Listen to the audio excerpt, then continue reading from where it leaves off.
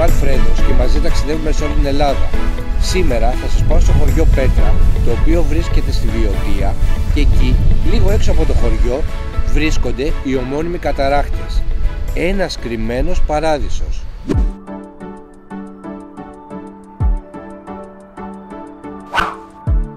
Αφήνουμε το αυτοκίνητο στο πλάτωμα του χωματόδρομου και ακολουθούμε το μονοπάτι.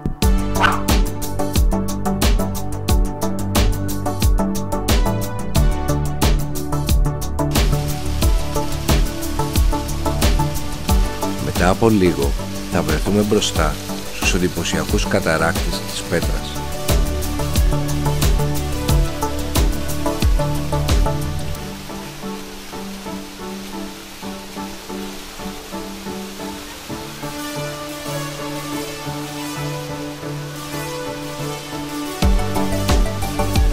Ο πιο μεγάλος καταρράκτης πέφτει από την πλαγιά του Ελικόνα και σχηματίζει άλλους δύο μικρότερους.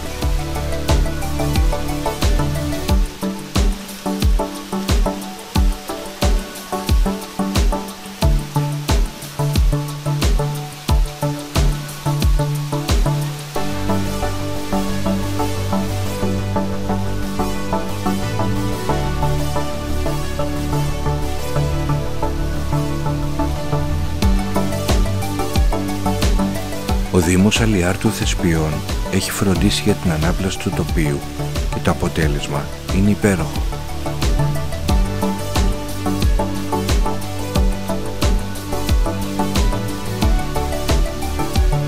Στο χώρο υπάρχουν ξύλινα κιόσκα και τραπέζια και αξίζει να κάτσεις και να θαυμάσεις την ομορφιά της φύσης κάτω από τα πλατάνια.